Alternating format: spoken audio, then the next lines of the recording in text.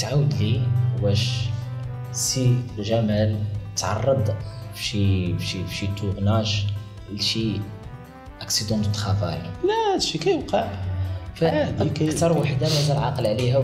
شي مره كنت نصور مع الاخوان السوريين اللي كنتمناو لهم الاستقرار في البلد ديالهم، الله ان شاء الله يصوب لهم.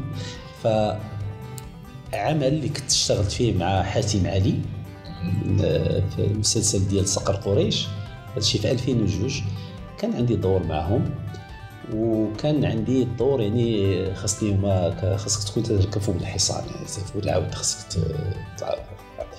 فاحنا انا شخصيا العود ما عنديش يعني ديك التقنيات تاع الركب عليه، وكتبقى ديما هذيك الخلعه وديك الدهشه وتطلع والعود تيحس بك واش خايفان واش خايفان واش عنده داك الاحساس.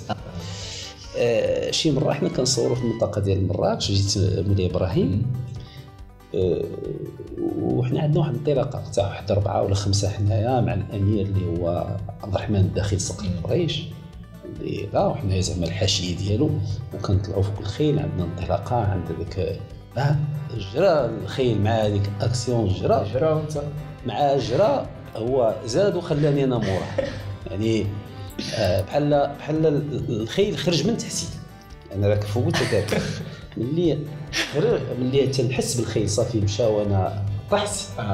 كنشد ليه في هذاك الجامد، شديت ليه في الشعر ديالو، زاد بيا يعني نقدر نقول لك واحد المسافه تاع 50 متر 50 متر بقات وغادي تنزل حتى نزلت لتحت ديال الخيل، يعني تحت الرجلين ديالو. فهو تفاداني وعطاني واحد الدقه هنا. هاد الدقه هذه بقات يعني مصطحباني واحد المده ولا كنحس بها لي، ماشي ضربني غير ايدك نقبني شي نقبه نقبني بحال هكا ديال طن داك لي صابو ديالو. والمشكل وهو ان كنصور معهم مع 2 تاع النهار مثلا، وخاصني مع 11 12 تاع الليل خاصني نصور في المنطقه تاع بن حمد اللي كتبعد على مراكش بحوالي على الاقل واحد 160 كيلومتر، يعني خاصني نسالي ونمشي نصور مع الاخوان واحد الفيلم تلفزيوني. وعندنا مشهد ليلي اللي هو غادي يكون مع 12 لوحده الليل ومشى حتى الجوج، ما عرفتش شنو داكشي، كيتسناوني باش نسالي، خاصني نلتحق باش ما عندهم. التحقت وانا موعد مهلوك مضروب مخليه ضاري بالمعقول، واديتي وصلت ومشهد جيت باش ناديو. واشنو هو اللي زوين في القضيه، هو خاص يركب فوق عاود وانا جاي مخلوع من العود.